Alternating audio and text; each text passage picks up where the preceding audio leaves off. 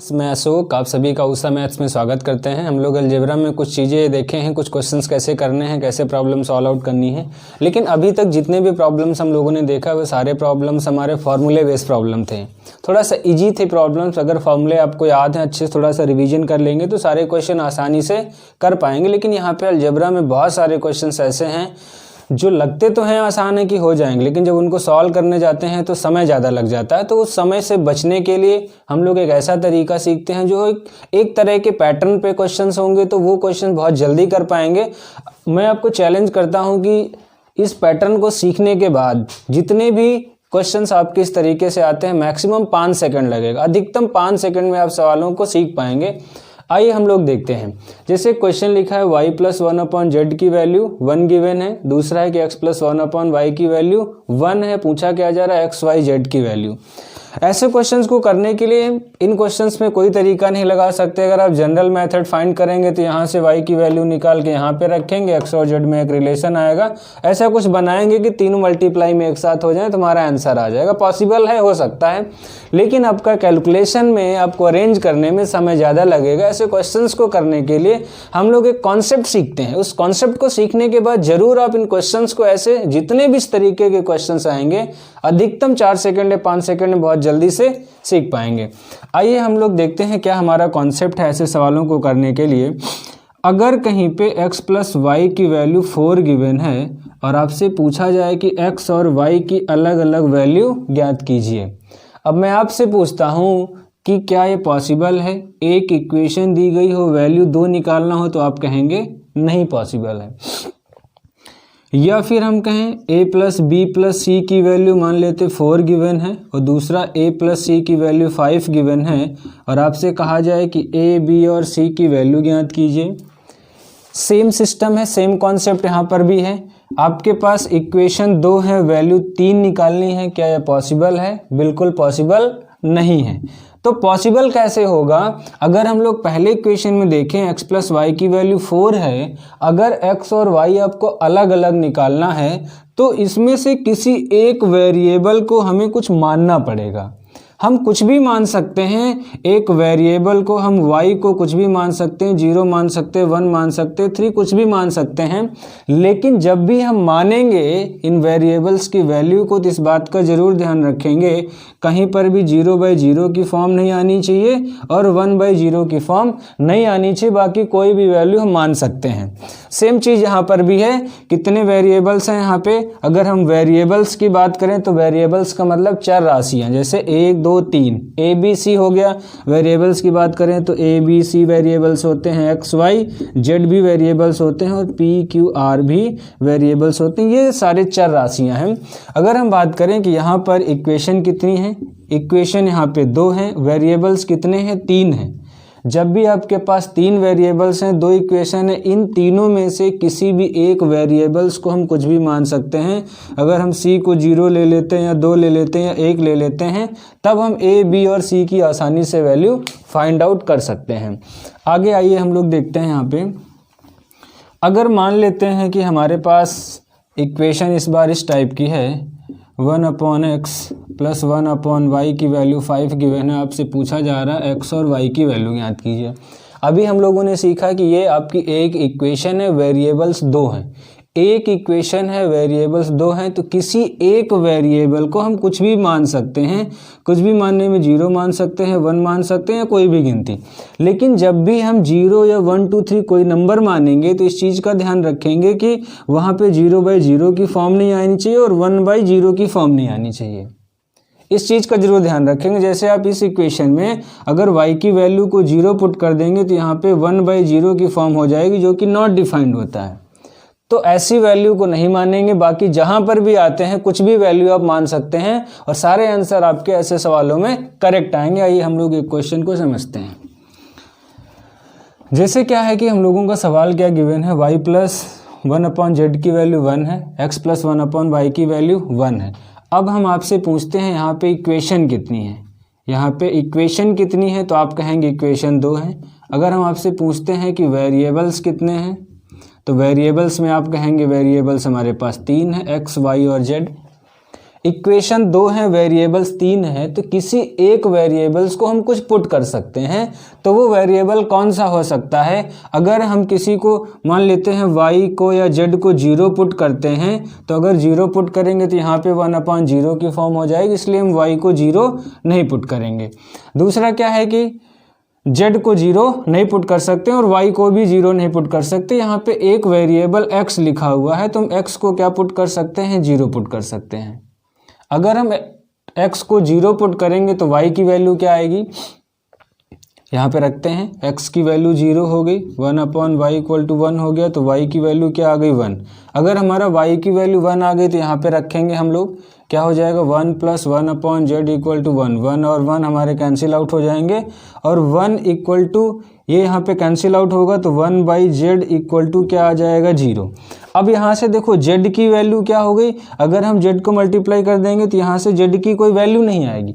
इन चीज़ों को थोड़ा सा हमें समझना है कि हमें ऐसी वैल्यू लेनी है, कहीं पर सारे मान निकलने चाहिए। तो अगर हम x को 0 रख रहे हैं तब भी हमारी वैल्यू नहीं आ रही है, तो सबसे आसान तरीका क्या? जब भी इस तरह की इक्वेशन आपसे फंसती है तो ऐसी कुछ वैल्यू ले लेते हैं, हम x को मान लेते हैं, यहाँ पे 2 मान लेते हैं। अब सारी वैल्यू निकालते हैं। अगर x हमारा 2 आ गया, यहाँ पे रखेंगे 2 + 1/y = 1, तो ये 1/y की वैल्यू, इसको इधर भेजेंगे -1, तो y की वैल्यू क्या हो गई? -1। अब y की वैल्यू को यहाँ पे रख देंगे, -1 + 1/z की वैल्यू 1, तो ये इधर जाएगा, तो 1/z की वैल्यू कितनी आ गई? 2, तो z की वैल्यू क्या हो जाएगी? 1/2। बहुत ईजिली कर पाए।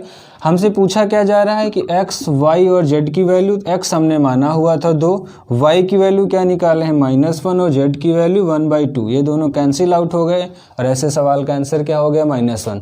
अब थोड़ा सा हमें ध्यान क्या देना, जब भी हमें क्या पहचानना है? कितने इक्वेशन है और वेरिएबल्स। अगर यहाँ पे 2 इक्वेशन थे और वेरिएबल 3 थे, तो किसी एक वैल्यू को हम कुछ मान सकते हैं। आइए हम लोग अगले क्वेश्चन में और समझते हैं एक और क्वेश्चन। आइए हम लोग इस क्वेश्चन में सेम चीज़ को, सेम कॉन्सेप्ट को डेवलप करते हैं थोड़ा सा। हम लोगों ने क्या सीखा है? अगर आपके पास इक्वेशन 1 है और वेरिएबल्स 2 हैं, वेरिएबल्स का मतलब क्या हो गया? x, y, z। वेरिएबल्स 2 हैं तो किसी एक वेरिएबल्स की वैल्यू को हम पुट कर सकते हैं। अगर आपके पास इक्वेशन 2 है और वेरिएबल्स 3 है, x, y, z, तो आप किसी एक वैल्यू को पुट कर पाएंगे। या फिर मान लीजिए आपके पास इक्वेशन 3 है, वेरिएबल्स आपके पास आ गए a, b, c, x और y। इक्वेशन 3 इक्वेशन है, वेरिएबल्स अब की बार 5 आ गए, तो आप किन्हीं भी 2 वेरिएबल्स को अपने हिसाब से कुछ भी मान सकते हैं, कोई भी वैल्यू मान सकते हैं 1 2 3 4 0 में। बट इस बात का ध्यान रखेंगे कि 0/0 की फॉर्म और 1/0 की फॉर्म नहीं आना चाहिए। आइए हम लोग इस क्वेश्चन में देखते हैं। अब की बार क्या पहचानना है? हम लोगों को पहचानना क्या है? इक्वेशन और वेरिएबल्स। अगर हम बात करें इक्वेशन और वेरिएबल्स की, तो यहाँ पे एक ही इक्वेशन का मतलब जिसके 2 पक्ष होते, जहाँ पे बराबर लगा होता, उसे इक्वेशन कहते। तो इक्वेशन हमारे पास एक इक्वेशन है, वेरिएबल्स कितने हैं? 3। अब की बार इक्वेशन 1 है, वेरिएबल्स 3 हैं, a, b और c। आप किन्हीं 2 वेरिएबल्स को कुछ भी मान सकते हैं। हम मान लेते हैं इन वेरिएबल्स को, दोनों को हम इसको भी 0 मानते हैं और इसको भी 0 मानते हैं। अगर इसको 0 मानेंगे, यहाँ पर भी 0 रखेंगे, b की वैल्यू 0, c की वैल्यू 0, तो a भी 0 आ जाएगा, जो कि यहाँ पे पॉसिबल नहीं होगा, क्योंकि जब भी वैल्यू रखेंगे तो 0/0 की फॉर्म आ जाएगी। इसलिए हम लोग 0 नहीं मान के चलते, कुछ और मानते हैं। c की वैल्यू को मान लेते 1 है और b की वैल्यू को हम मान लेते 2 है। तो हमारा a की वैल्यू यहाँ से क्या आ जाएगी? तो ये आ जाएगा a + 3 = 0। a की वैल्यू क्या हो गई? -3। अब क्या पूछा जा रहा? a² + b² + c²। a² का मतलब क्या हो जाएगा? 9 हो गया, b² का मतलब 4 हो गया, c² का मतलब 1 अपॉन में ab का मतलब क्या हो गया? -6, bc 2 × 1 2 हो जाएगा, प्लस का ca है, c और a का गुणा करेंगे तो -3। तो ऊपर कितना हो गया? 9 4 13 1 14 और नीचे कितना हो जाएगा? 6 3 9 -9 और 2 -7। तो आपका आंसर कितना हो जाएगा? -2। थोड़ा सा प्रैक्टिस कर लेंगे, बहुत ही ज़बरदस्त कॉन्सेप्ट है। अलजेब्रा के बहुत सारे क्वेश्चंस आप इससे सॉल्व कर सकते हैं। हम लोग 1-2 क्वेश्चंस और देखते हैं। आइए हम लोग इस क्वेश्चन को देखते हैं। इस क्वेश्चन को देखने से पहले आप इस क्वेश्चन का आंसर जरूर निकाल लेंगे अपनी कॉपी पे, उसके बाद इस वीडियो को आगे देखेंगे। हम लोगों ने क्या सीखा है कि किसी भी क्वेश्चन में इक्वेशन और वेरिएबल्स पहचानना है। इक्वेशन और वेरिएबल्स, यहाँ पे एक इक्वेशन है, वेरिएबल्स कितने हैं, 3 है। वेरिएबल्स कौन कौन से हैं, ए बी और सी। 3 वेरिएबल्स हैं ए बी और सी, तो हमारे पास ऑप्शन क्या है, हम किन्हीं भी 2 वेरिएबल्स की वैल्यू को कुछ भी मान सकते हैं। कुछ भी मानने का मतलब हम मान लेते हैं कि बी की वैल्यू या सी की वैल्यू को मान लेते हैं, बी हम मान लेते 2 है और सी की वैल्यू 1 है। तो यहाँ से हमारा ये भी एक्स वाई जेड में है, तो आप इनको एक्स वाई जेड मान के चलेंगे। वाई की वैल्यू को 2 मान लेते हैं, जेड की वैल्यू को 1 मान लेते हैं। इसी क्वेश्चन में हम कोई और वैल्यू भी रख के आपको चेक करके बताएं कि आंसर सेम आता। तो यहाँ से x की वैल्यू क्या हो जाएगी, x + 3 = 0, तो x की वैल्यू क्या आ गई, -3। निकालना क्या है हमें, x² / yz, x² का मतलब 9 हो गया, yz कितना हो गया 2, प्लस y² का मतलब 2 का स्क्वायर 4, zx, z और x क्या हो जाएगा -3, प्लस z² का मतलब 1² / xy का मतलब क्या हो गया -3।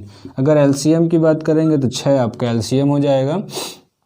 तो यहाँ पे कितना हो जाएगा, 9 × 3 = 27 और ये -8 और ये -2, 3 दूनी 6। यहाँ पे हम लोग देखें भैया, यहाँ पे z² / xy करेंगे तो यहाँ पे 6 आएगा, 3 की जगह पे 6, तो यहाँ पे आपका कितना हो जाएगा, ये आपका -1, तो फाइनली कितना हो जाएगा 27 - 9/6, तो आपका आंसर 18/6 मतलब 3 आएगा। अब हम किसी और वैल्यू को लेके देखते हैं क्या इस क्वेश्चन का आंसर सेम आएगा कि नहीं। हमारे पास कितने वेरिएबल्स हैं, आइए हम लोग एक बार चेक कर लेते हैं। 3 वेरिएबल्स हैं x, y और z। हमने क्या माना था, 3 वेरिएबल है, एक इक्वेशन है, किन्हीं 2 वैल्यू को मान सकते हैं। 2 वैल्यू को मानने का हम अब की बार z को 2 मान लेते हैं, y को मान लेते हैं 3 और x की वैल्यू यहाँ से क्या हो जाएगी, x की वैल्यू हो जाएगी -5। हमें क्या पता करना, x² का मतलब 25 हो गया, अपॉन में yz की वैल्यू 6 हो जाएगी, प्लस y² का मतलब 9, अपॉन में zx, z और x मिलके -10, प्लस z² का मतलब 4, अपॉन में xy कितना हो गया -15। अगर एलसीएम की बात करेंगे तो 30 एलसीएम हो जाएगा आपका, 6 × 5 = 30 और 55 125 और ये 10 × 3 = 30, 9 × 3 = 27, लेकिन ये माइनस का होगा यहाँ पे, और 15 दूनी 30 और 4 दूनी 8, तो आपका आंसर कितना हो जाएगा, ये 125 - 27 और 8 मिलके 35/30, तो इसको माइनस करेंगे तो 90/30, तो आपका आंसर 3। मतलब आप कुछ भी वैल्यू को पुट करते हैं तो हमेशा आपका आंसर सही आएगा, बशर्ते कॉन्सेप्ट समझ लेना। क्या कॉन्सेप्ट है, एक इक्वेशन है, 3 वेरिएबल्स हैं, कोई भी 2 वेरिएबल्स हम अपने अनुसार मान सकते हैं। बशर्ते क्या रखना है कि किसी भी वेरिएबल्स में कौन सी फॉर्म नहीं आनी चाहिए, 0/0 और 1/0 फॉर्म नहीं आनी चाहिए। 1-2 क्वेश्चन हम लोग और देखते हैं, एक क्वेश्चन हम लोग और ट्राई करते हैं, लास्ट क्वेश्चन है। बाकी बहुत सारे क्वेश्चंस आपको बहुत ही जल्द पीडीएफ फॉर्मेट में दे दी जाएंगे, जिससे आप उनका प्रैक्टिस कर पाएँ। यहाँ पे सेम चीज़ है, इक्वेशन एक है, वेरिएबल्स हमारे पास 3 है, 1, 2 और 3। एक इक्वेशन है, 3 वेरिएबल है। क्या कॉन्सेप्ट है, जितने भी वेरिएबल्स रहेंगे, अगर एक इक्वेशन है तो कोई भी 2 वेरिएबल्स को हम अपने अनुसार कुछ भी वैल्यू ले सकते हैं, बट इस बात का ध्यान रखना है कि 0/0 और 1/0 की फॉर्मेट नहीं आनी चाहिए। तो यहाँ पे हम मान लेते हैं b की वैल्यू को 1 मान लेते हैं, और यहाँ पे c की वैल्यू को 1 मान लेते हैं, b मान लेते हैं 2। तो क्योंकि यहाँ पे b² - AC है, में ध्यान रखना 0 नहीं आना चाहिए बस। तो a की वैल्यू यहाँ से क्या हो जाएगी, तो a की वैल्यू -3 होगी। हम लोग चेक करते हैं, a² का मतलब 9 हो गया, b² का मतलब 4 हो गया, c² का मतलब 1, अपॉन में b² कितना हो जाएगा 4, माइनस का AC, a और c का गुणा करेंगे -3 और ये क्या हो जाएगा +3, तो 14/7 आपके सवाल का आंसर क्या है 2। बहुत ही जल्दी कर पाएंगे, बस आप थोड़ा सा प्रैक्टिस कर लेंगे। ऐसे सवालों को मैक्सिमम 3 से 4 सेकंड में कर सकते हैं हम लोग। बहुत सारे क्वेश्चंस करने वाले, बहुत अच्छा कंटेंट यहाँ पे मिलने वाला है। इस चैनल को लाइक, शेयर और सब्सक्राइब करें।